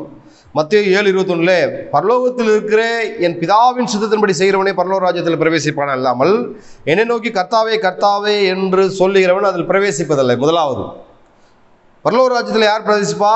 பிதாவின் சித்தம் செய்கிறவன் தான் பரலோக ராஜ்யத்தில் பிரவேசிப்பான். ரெண்டாவது, யோவான் 3:3 யோவான் 3:5 நம்ம பார்க்க போகிறோம். ஒருவன் மறுபடியும் பிறவாவிட்டால் தேவனுடைய ராஜ்யத்தை காண மாட்டான் என்று மெய்யாகவே மெய்யாகவே உனக்கு சொல்கிறேன். யோவான் 3:3 பரலோக ராஜ்யத்துக்குள்ள யார் பிரவேசிப்பாங்கன்னா ஞானஸ்தானத்தை குறித்து பேசுகிறார். ஒருவன் மறுபடியும் பிறவாவிட்டால் தேவனுடைய ராஜ்யத்தை காண மாட்டான் என்று மெய்யாகவே மெய்யாகவே உனக்கு சொல்கிறேன். அதே 3:5 யோவான்ல ஒருவன் ஜலத்தினாலும் ஆவியினாலும் பிறவாவிட்டால் தேவனுடைய ராஜ்யத்தில் பிரவேசிக்க மாட்டான் என்று மெய்யாகவே மெய்யாகவே உனக்கு சொல்கிறேன். முதல்ல பிதாவின் சித்தம் செய்யணும். அடுத்து இங்கே யோவான்ல என்ன போட்டிருக்குது? ஆவியினாலே ஜலத்தினாலே ஆவியினாலே ஞானஸ்தானம் பெற்றிருக்கணும் அப்படின்னு போட்டிருக்குது. மூன்றாவது, மார்க் 10:23 ஐஸ்வர்யம் உள்ளவர்கள் தேவனுடைய ராஜ்யத்தில் பிரவேசிப்பது எவ்வளவு அரிதாக இருக்கிறது. முதல்ல இப்படி பார்க்குறோம். இப்போ ஐஸ்வர்யம் உள்ளவர்களை குறித்து தேவன் தெளிவாக சொல்கிறார். இதை நம்ம 3வது பார்ட் வரும்போது நம்ம பார்க்க போகிறோம். 3வது பகுதியில் நம்ம பார்க்க போகிறோம். அடுத்து மத்தேயு 5:20 வேதபாரகர் பரிசேயர் என்பவர்களுடைய நீதியிலும் உங்கள் நீதி அதிகமாகிவிட்டால் பரலோக ராஜ்யத்தில் பிரவேசிக்க மாட்டீர்கள் என்று உங்களுக்கு சொல்கிறேன். வேதபாரகர் பரிசேயர் என்பவர்களுடைய நீதியிலும் உங்கள் நீதி அதிகமாயிராவிட்டால் பரலோக ராஜ்யத்தில் பிரவேசிக்க மாட்டீர்கள் என்று உங்களுக்கு சொல்கிறேன். நீதி, வேதபாரகர் பரிசேயர் என்ன நீதி செய்கிறாங்களோ அதை விட நாம நீதி செய்யணும்னு தேவன் எதிர்பார்க்கிறார். லூக்கா 9:62 கலப்பையின் மேல் தன் கையை வைத்து விட்டு பின்னிட்டு பார்க்கிற எவனும் தேவனுடைய ராஜ்யத்துக்கு தகுதி உள்ளவன் அல்ல. இந்த காரியத்தை செய்வேன், தேவனுடைய ஊழியத்தை செய்வேன், நிறைவேற்றுன்னு சொல்லிட்டு பின்னாடி பின்மாற்றமாக போனவங்க அவருடைய ராஜ்யத்துக்குள்ளே பிரவேசிக்க மாட்டாங்க. அடுத்து மார்க்கில் தான் நம்ம இன்றைக்கி பார்க்க போகிறோம். எவனாயிலும் மார்க் 10:15 எவனாயிலும் சிறு பிள்ளைகளைப் போல தேவனுடைய ராஜ்யத்தை ஏற்றுக்கொள்ளாவிட்டால் அவன் அதில் பிரவேசிப்பதில்லை என்று மெய்யாகவே உங்களுக்கு சொல்கிறேன். ஏன்னா மத்தேயு 19:14 பரலோக ராஜ்யம் அப்படிப்பட்டவர்களுடையது. எவனாயிலும் சிறு பிள்ளைகளைப் போல தேவனுடைய ராஜ்யத்தை ஏற்றுக்கொள்ளாவிட்டால், பாருங்க, வேதம் சத்தியம், அதில் சொன்னதெல்லாம் நித்தியமாய் உண்மை. வேதம் என்ன சொல்லுதோ, ஒரு எழுத்தாயிலும் எழுத்தின் உறுப்பாயிலும் மறந்து போவதில்லை, அழிந்து போவதில்லை சொல்லுது இல்லையா? வேதம் இதெல்லாம் நடக்குமா, இதெல்லாம் உண்மையா அப்படின்னு ஆச்சரியப்படாம அதுதான் உண்மை அப்படின்னு விசுவாசிக்கும் பொழுது சிறு பிள்ளைகளை போல. இப்போ ஒரு ஆசிரியர் சிறு பிள்ளைகளுக்கு எல்கேஜி யூகேஜி படிக்கிறவங்களுக்கு சில கதைகளை சொல்லும் பொழுது நம்ப முடியாத கதைகள்லாம் சொல்லுவாங்க. அது பொய் தான். ஆனால் அந்த பொய் சொன்னாலும் சிறு பிள்ளைகள் அப்படியே டீச்சர் சொல்கிறதை அப்படியே நம்புவாங்க. பாருங்க, யானை பறக்குது, குதிரை பறக்குது அப்படி சொல்லும் பொழுது அதெல்லாம் பொய் தான். ஆனால் ஆசிரியர்கள் இவங்க எனக்கு நன்மையை தான் கற்றுக் கொடுப்பாங்க அப்படின்னு சொல்கிறது அவங்க நீதி கதைகள் சொல்வதற்காக அதெல்லாம் சொல்லிக் கொடுப்பாங்க. அதை போல பாருங்க, தேவன் நமக்கு உண்டு பண்ணியிருக்கிற நன்மைகளை நம் கண்கள் காணவும் இல்லை, காதுகள் கேட்கவும் இல்லை, இருதயத்தில் என்னதென்று தோன்றவும் இல்லை. வேதவசனம் என்ன சொல்லுதோ அதுதான். உலகம் எப்படி தோன்றுச்சு, உலகம் எப்படி முடிய போகுது, உலகம் எப்படி நடந்துக்கிட்டு இருக்குது, எல்லாம் வேதத்தில் அழகாக தெளிவாக புரிகிறாப்புல திட்டமும் தெளிவும் ஒழுங்கும் குறவுமா அழகாக தேவன் எழுதி வச்சிருக்கார். அப்போ சிறு பிள்ளைகளைப் போல நாம் வேதத்தை கவனிக்க வேண்டும், அதை கடைபிடிக்கிறவர்களாக இருக்கணும். களங்கமில்லாத அந்த ஞானப்பால், இந்த களங்கமில்லாத திருவசனமாகிய அந்த ஞானப்பால் மீது நாம் குழந்தைகளைப் போல வாஞ்சி உள்ளவர்களாக இருக்க வேண்டும். லூக்கா 10:21 அந்த வேளையில் இயேசு ஆவியிலே கழிவுர்ந்து, பிதாவே, வானத்துக்கும் பூமிக்கும் ஆண்டவரே, இவைகளை நீர் ஞானிகளுக்கும் கல்விமான்களுக்கும் மறைத்து பாலகருக்கு வெளிப்படுத்தினபடினால் உம்மை ஸ்தோத்திரிக்கிறேன். ஆம் பிதாவே, இப்படி செய்வது உம்முடைய திருவுள்ளத்துக்கு பிரியமானது அப்படிலாம் நம்ம படிக்கிறோம் இல்லையா? அப்போ இந்த சிறு பிள்ளைகள் தான் வாக்குத்தத்தம் பண்ணப்பட்ட சந்ததி. தேவனை ஏற்றுக்கொண்டவர்கள், அப்படியே விசுவாசிப்பவர்கள். சிறு பிள்ளைகளே எப்படி சொல்றாங்கன்னா, நீங்கள் வளரும்படி புதிதாய் பிறந்த குழந்தைகளைப் போல திருவசனமாகிய களங்கமில்லாத ஞானப்பாலின் மேல் வாஞ்சியாருங்கள். ஞானப்பாலின் மேல் வாஞ்சியாருங்கள். குழந்தைகளைப் போல, சிறு பிள்ளைகளைப் போல மாறாவிட்டாலும் படிக்கிறோம் இல்லையா, குழந்தைகளைப் போல நம்ம அந்த திருவசனமாகிய அந்த ஞானப்பால் மீது வாஞ்சியாக இருக்கணும். கலாத்தியர் 4:19 ஒரு நல்ல வசனம் இருக்கும். என் சிறு பிள்ளைகளே, கிறிஸ்து உங்களிடத்திலே உருவாகும் அளவும் உங்களுக்காக மறுபடியும் கர்ப்ப வேதனைப்படுகிறேன். எப்படி அழகாக எழுதுறாரு பாருங்க. கலாத்தியருக்கு பவுல் பாருங்க, நாம தான் வாக்குத்தத்தம் பண்ணப்பட்ட சந்ததி எப்படி இருக்கணும்னா, கிறிஸ்து நம்மள உருவாகணும். அதை தான் ஆண்டவர் சொல்றாரு, பரலோக ராஜ்யம் சிறு பிள்ளைகளுடையது அப்படிங்கிறார்.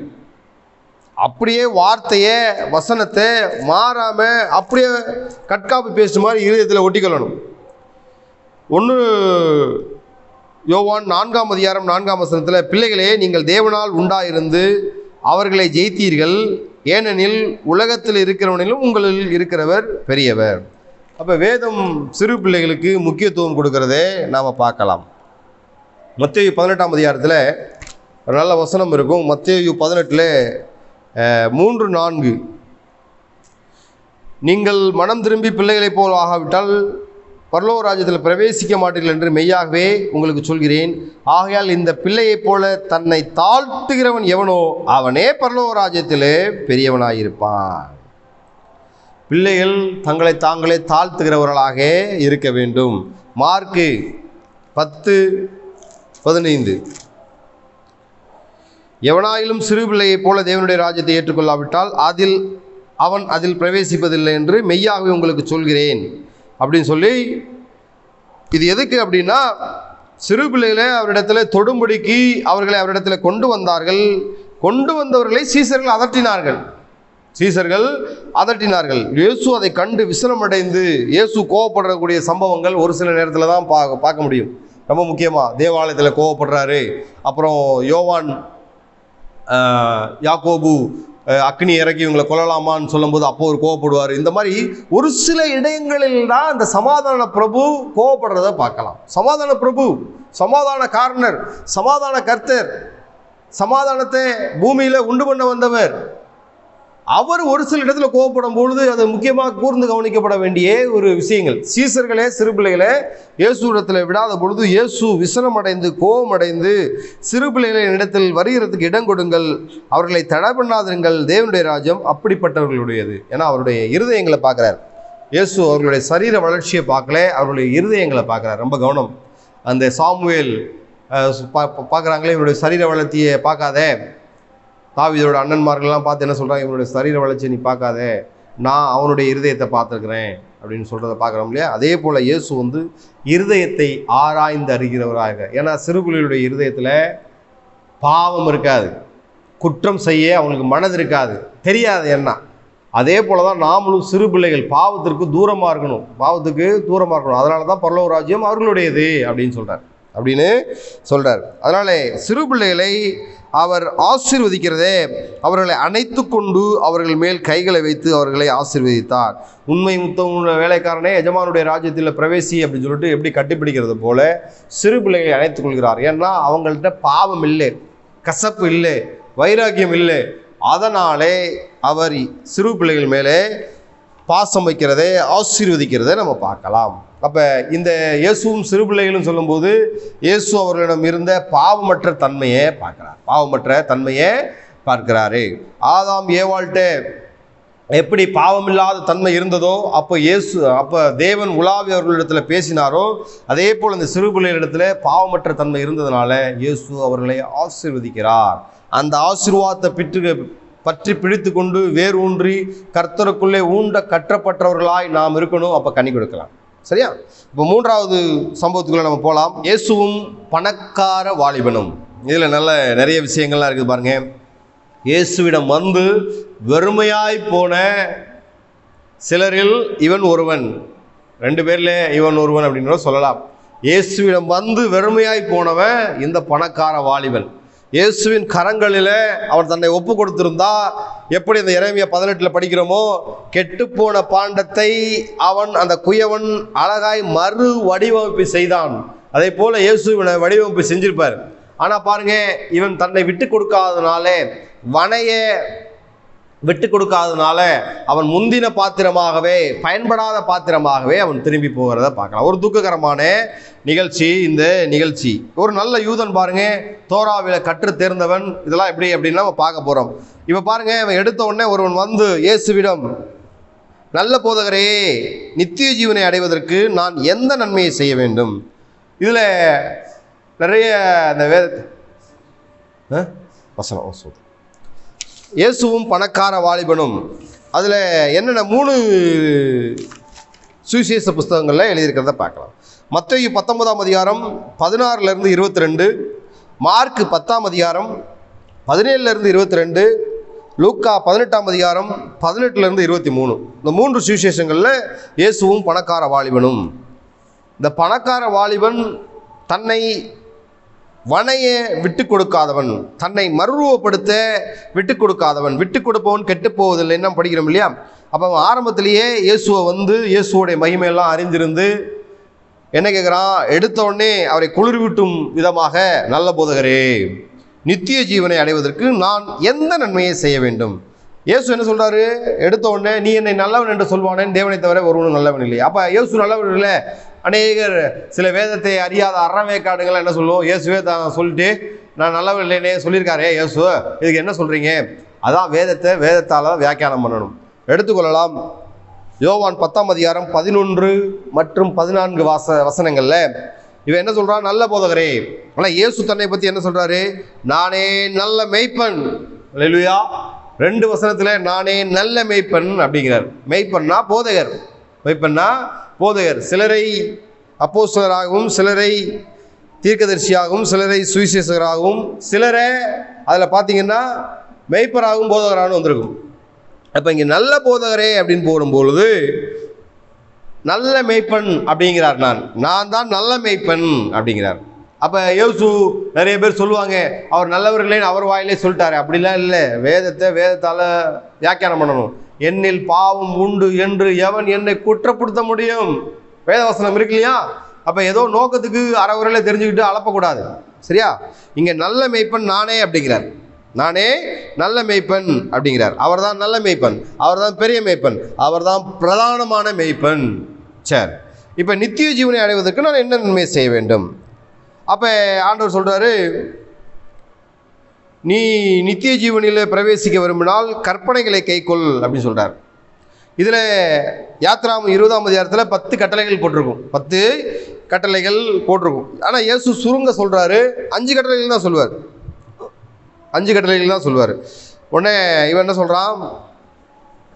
என்னென்ன கட்டளைகள்னா எவைகள் அப்படின்னு கேட்பான். அந்த வாலிபன் கேட்பான். இயேசு என்ன சொல்வார்? 6ஆம் கட்டளையிலிருந்து இந்த 10ஆம் கட்டளை வரைக்கும் சொல்வார். என்னென்னா, உன் தாயையும் தகப்பனையும் கனம் பண்ணுவாயாக, 2 கொலை செய்யாதிருப்பாயாக, 3 விபச்சாரம் செய்யாதிருப்பாயாக, 4 களவு செய்யாதிருப்பாயாக, 5 பொய் சாட்சி சொல்லாதிருப்பாயாக. இந்த பொய் சாட்சி சொல்லாதிருப்பாகல மார்க்கில் கூடுதலாக ஒரு வசனம் போட்டிருக்கும், வஞ்சனை செய்யாதிருப்பாயாக. சரி, இப்போ இந்த வசனத்தில் கட்டளையிலேருந்து எடுத்து பேசுகிறார். கட்டளையிலேருந்து இதெல்லாம் பார்த்தீங்கன்னா இது மெயினானது உள்ளது. 10 கட்டளைகளிலிருந்து எடுத்து பேசியிருக்காரு. இந்த 10 கட்டளைகளும், இந்த 5 கட்டளைகளும் 10 கட்டளைகளுக்குள்ளே அடக்கமாக இருக்கிறத பார்க்கலாம். சரிங்களா? ஆனால் மெயினாக என்ன சொல்கிறாரு? மெயினாக உன்னிடத்தில் அன்பு கூறுவது போல பிறனிடத்திலும் அன்பு கூறுவாயாக. இது எங்கே வருது?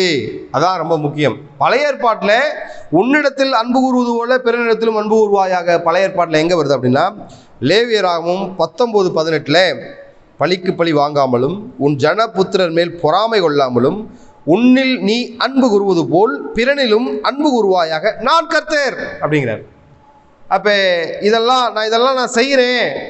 அந்த கட்டளைகளை சொல்லும்போது இதெல்லாம் நான் செய்கிறேன் அப்படி சொல்லும் பொழுது, அப்போனா இயேசு சொல்கிறாரு, முக்கியமான ஒரு வார்த்தை சொல்கிறார், நான் இதை சிறு வயது முதலே செய்கிறேன்னு சொல்லும்போது இயேசு திரும்ப சொல்வார், நீ பூரண சர்க்குணனாக இருக்க விரும்பினால் போய் உனக்கு உண்டானவைகளை எல்லாம் விற்று தரித்திரருக்கு கொடு, அப்பொழுது பரலோகத்தில் உனக்கு பொக்கிஷம் உண்டாயிருக்கும். மெயின்லேயே கை வச்சிட்டார். எல்லாம் இயேசுகிட்ட போய் வார்த்தையினால நீங்கள் சொல்கிறதெல்லாம் செய்கிறேன் அப்படின்னு சொல்லும்போது இயேசு கரெக்டாக சொல்கிறாரு.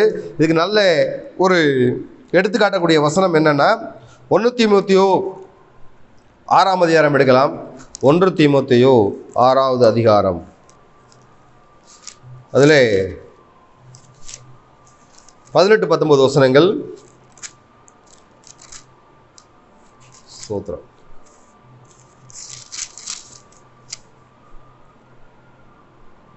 நன்மை செய்யவும் நற்கிரிகளில் ஐஸ்வர்யவான்களாகவும் தாராளமாய் கொடுக்கிறவர்களும் உதாரண குணமுள்ளவர்களாய் இருக்கவும் நித்திய ஜீவனை பற்றி கொள்ளும்படி வருங்காலத்திற்காக தங்களுக்கு நல்ல ஆகாரத்தை பொக்கிஷமாக வைக்கவும் அவர்களுக்கு கட்டளையிடு.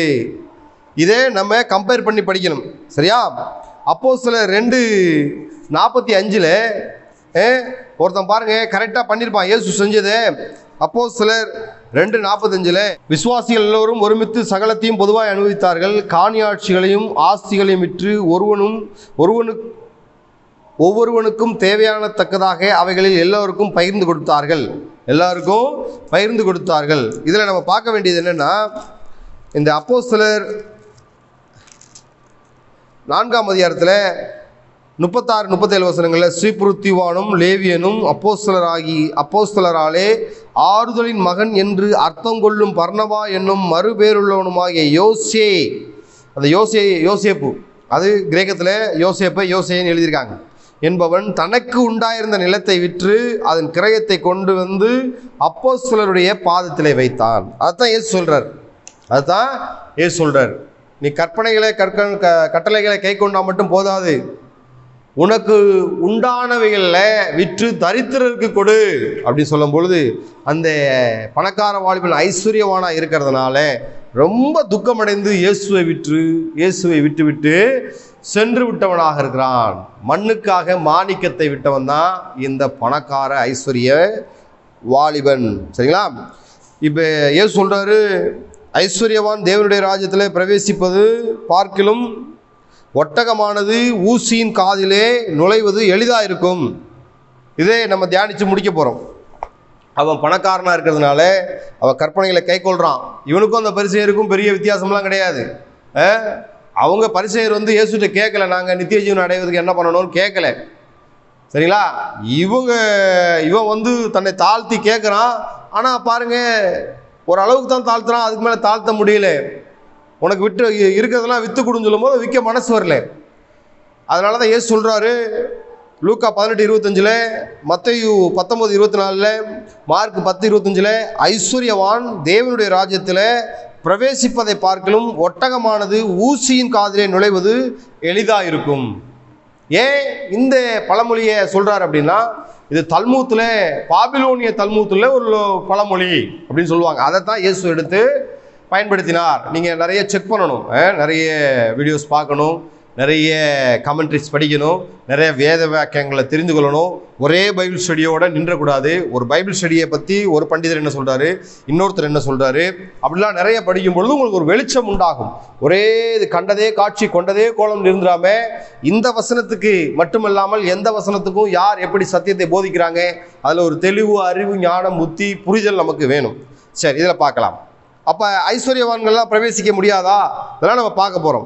இங்கே ஊசியின் காது, அதாவது ஆங்கிலத்தில் ஐ அப்படின்னு கூட போட்டிருப்பாங்க. ஊசியின் கண், அதாவது காது, அதாவது ஒரு குறுகிய திறப்பு, இடுக்கமான வாசல் வழியே நுழைய பிரயாசப்படுங்கள்லாம் நம்ம படிக்கிறோம் இல்லையா? அப்போ இங்கே ஊசியின் காது என்பது, ஊசியின் கண் என்பது ஒரு குறுகிய திறப்பை உருவமாக பயன்படுத்துகிறார். இப்போ பார்த்தீங்கன்னா, சிந்திக்க முடியாத எண்ணங்களுக்கு இந்த பழமொழி எருசலேமிலே பயன்படுத்தப்பட்டு இன்றும் வந்து கொண்டிருக்கிறது. சிந்திக்க முடியாத எண்ணங்களுக்கு இந்த பழமொழி பயன்படுத்தி கொண்டு வருகிறது. அதாவது ஒரு ராஜா என்ன பண்ணுவார், எருசலேமை சுற்றி, இது ஒரு செவி வழி செய்தி, இது நிரூபணமாகவில்லை. அநேகர் இதைத்தான் கமெண்ட்ரியாக கொடுத்துருப்பாங்க. என்ன சொல்லியிருக்காங்கன்னா, ஒரு ராஜா தன்னுடைய பட்டணத்தை சுற்றிலும் ஒரு பெரிய மதில் கட்டியிருக்காரு. பகல் காலம் இருக்கு மட்டும் பட்டணத்துக்குள்ளே வர்றவங்க ஒட்டகத்தில் சரக்கெல்லாம் எடுத்துகிட்டு வர்றவங்க பகல் காலத்தில் உள்ளே போயிடலாம். பெரிய கதவு இருக்கும், பெரிய மதில் அலங்கம் இருக்கும். பெரிய கதவுல ஒட்டகம் தன்னுடைய சுமைகள் எல்லாம் சுமந்து கொண்டு பட்டணத்துக்குள்ளே போயிடும், எந்த தேசத்துலேருந்து வந்தாலும். ஆனால் எப்போ சூரியன் மறையுதோ, ராக்காலம் வந்து விட்டதோ, அந்த பெரிய கதவுக்கு பக்கத்தில் ஒரு சின்ன கதவு இருக்கும். ரொம்ப கஷ்டமான கதவு, மனிதர்கள் போகக்கூடிய ஒரு கதவு. அப்போ அந்த சமயத்தில் ஒட்டகமானது பொருட்களை, சரக்கு பொருட்களை ஏற்றி வந்த ஒட்டகமானது அப்படியே அந்த சின்ன கதவுக்குள்ளே போக முடியாது. அதனாலே ஒட்டகமானது தன்னுடைய சுமைகளை எல்லாம் தனியாக இறக்கி வச்சுட்டு அதை கஷ்டப்படுத்தி அந்த ஒட்டகத்தை உள்ளே திணிச்சு அதை உள்ளே கொண்டு போவாங்க. ஏன்னா பெரிய கதவாக இருந்தால் ஒட்டகம் உள்ளே போயிடும். இந்த ஒட்டகம் வந்து உலக பொருட்களை சுமந்து கொண்டு வந்திருக்கிறது. அதனால் அதனுடைய சுமையை தனியாக பிரிப்பாங்க, ஒட்டகத்தை தனியாக பிரிப்பாங்க. இது ஒரு செவிவழி செய்தி. ஒட்டகம் வந்து அந்த பொருட்களை அகற்றும் வரை அந்த சிறிய வாயில் வழியாக செல்ல முடியாது. ஆனால் முடிவில் அந்த பொருள் எல்லாம் எடுத்து விட்டுட்டு அதை கஷ்டப்படுத்தி உள்ளே அனுப்பிச்சி விட்டுருவாங்க. இப்போ பரலோகத்தில் நுழையணும் அப்படின்னா நம்மகிட்ட எந்த பொருட்களும் இருக்கக்கூடாது. எந்த பொருட்களும் நம்முடைய பூமியில் உள்ள சம்பத்தினால நாம் ஏழை எளியவர்கள் தரித்திரர்களுக்கு உதவி செய்து பூமியில் உள்ள பொருட்களினால பரலோகத்திலே பொக்கிஷங்களை சேர்த்து வைக்கணும். அதுக்கு தான் இங்கே தாளந்து திறமையெல்லாம் கொடுத்துருக்காரு. இந்த திறமையை வச்சு இங்கே என்ன சேமிக்கப்படுகிறதோ அந்த சேமிப்பு பரலோகத்தில் இருக்கும். அது பொண்ணோ பொருளோ இல்லை, அது நன்மைகள் புண்ணியங்கள். சரிங்களா? இப்போ பார்த்தீங்கன்னா ஏன் ஒட்டகத்தை அவங்க எழுதியிருக்காங்க பழமொழியில், ஐஸ்வர்யவான் தேவனுடைய ராஜ்யத்தில் பிரவேசிப்பதை பார்க்கலும் ஒட்டகமானது ஊசியின் காதிலே நுழைவது எளிதாக இருக்கும். ஏன் ஒரு யானை ஒரு பூனைன்னு போடாமல் அப்படின்னா, இதில் ஒரு மொழிபெயர்ப்பில் பிழை, வேதத்தில் பிழையா அப்படின்னு நினைக்கக்கூடாது. மொழிபெயர்ப்பில் பிழை எப்படின்னா, இந்த கேமல் ஒட்டகம் அப்படிங்கிறத கிரேக்கில் கெமிலியோன், நீங்கள் லூக்கா புத்தகத்தில் பார்த்தீங்கன்னா லூக்கா 18:25 இன் கிரீக்னு போட்டிங்கன்னா அந்த ஒட்டகத்துக்கு கிரீக்கில் கெமிலியோன் அப்படின்னு போட்டிருக்கும். கெமிலியோன் அதே இது ஒரு கயிறு, ஒரு தடிமனான கயிறு, ரோப்புக்கும் கிரீக்கில் என்ன போட்டிருக்கும்னா கெமிலியோன் அப்படின்னு போட்டிருக்கும்.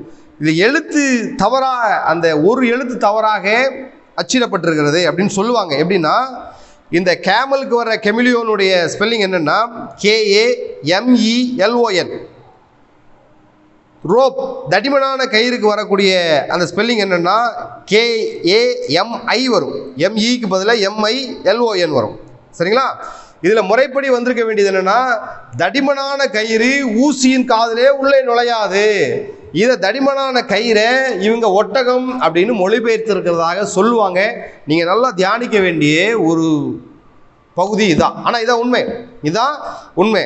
அதாவது ஊசியின் காதிற்குள் தடிக்கயிறு உள்ளே போக முடியாது, தடிமனான கயிறு உள்ளே போக முடியாது. அதான் நீங்கள் இடுக்கமான வாசல் வழியாக உட்பிரவேசிக்க பிரயாசப்படுங்கள் வசனம் இருக்கு இல்லையா? அப்போ ஒரு ஊசியின் காதுக்குள்ளே ஒரு தடிமனான கயிறு போக முடியாது போல ஐஸ்வர்யவான் போக முடியாது என்கிறார்.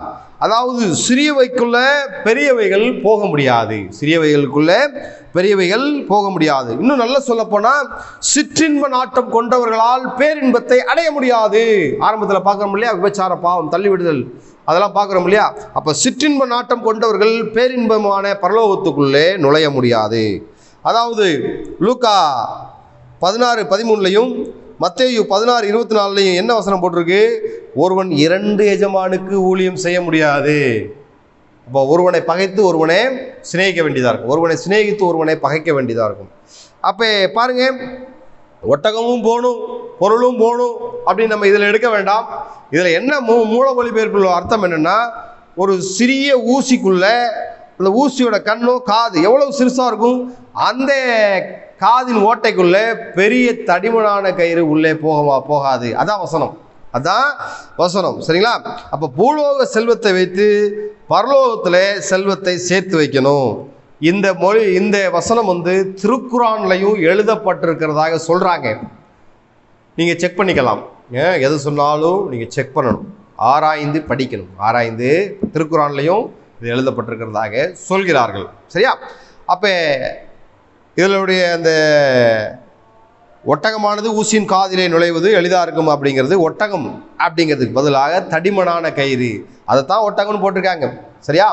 அப்போ நாம் பரலோகத்துக்குள்ளே பிரவேசிக்கணும் அப்படின்னா இந்த ஐஸ்வர்யவான் இருக்கான் இல்லையா, பரலோகத்துக்குள்ளே பிரவேசிக்கணும்னா உன்கிட்ட இருக்கிற சுமையெல்லாம் எடுத்து கீழே வையே அப்படிங்கிறார். அவன் பணக்கார வாலிபன் வேதம் போட்டிருக்குது. உன்கிட்ட இருக்கிற என்னென்ன சுமை இருக்குது, தேவையில்லாத எண்ணங்கள் என்னென்ன இருக்குது. அவன் இத்தனைக்கும் யூதன், எல்லாத்தையும் அழகாக பின்பற்றுவன், 10 கட்டளைகளையும் அழகாக எல்லாத்தையும் பின்பற்றி வந்து கொண்டிருக்கு. ஆனால் உன்கிட்ட ஒரு குறை உண்டு, நீ மற்றவர்களுக்கு நீ கொடுக்கல. உன்னிடத்தில் அன்பு கூறுவது போல பிறனிடத்தில் அன்பு கூறு. நீ பூர்ண சர்க்குணராக விரும்புனா நித்திய ஜீவனுக்குள்ள பிரவேசிக்கணும்னா, அந்த பர்னபா என்ன செஞ்சான், தனக்குள்ள நிலத்தை எல்லாம் விற்று அப்போஸ்தலர் மடியில பாதத்தில் கீழே வைத்தான்லாம் நம்ம படிக்கிறோம் இல்லையா.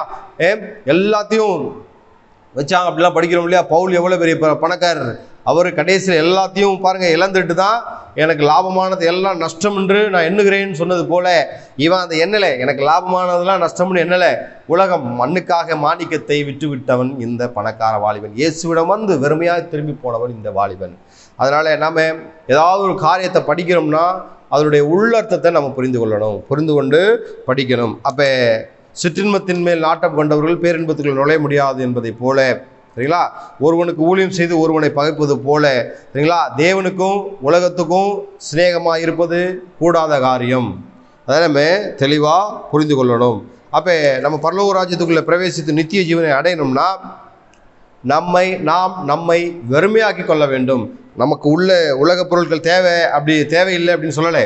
நமக்குள்ள உலகப் பொருட்களை நல்லா சம்பாதித்து அதன் மூலமாக ஆத்தும ஆதாயப்படுத்த வேண்டும், ஆத்ம ஆதாயப்படுத்த வேண்டும். இதை தான் இயேசு அழகாக விளக்குகிறார். சரியா? அப்போ இன்றைய நாளில் நம்ம ஒரு 3 விதமான காரியங்களை குறித்து பார்த்தோம். தள்ளி விடுதல் பற்றிய உபதேசத்தை பார்த்தோம், இயேசுவும் சிறுபிள்ளைகளும் பார்த்தோம், இயேசுவும் பணக்கார வாலிபனும் குறித்தும் என்று பார்த்தோம். கர்த்தருடைய பெரிதான கிருபையினால 40 பாகங்கள் முடிக்கும்படியாக கிருபை பாராட்டியிருக்கிறார்.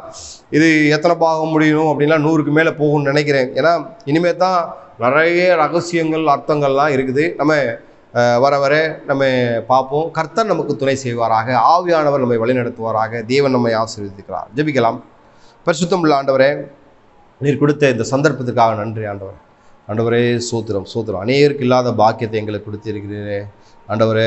சோத்திரம். ஒரு நற்காரியத்தை துவங்கினவர், அதை முடிக்கவும் நீர் உண்மையுள்ளவராக இருக்கிறீர் ஆண்டவரே.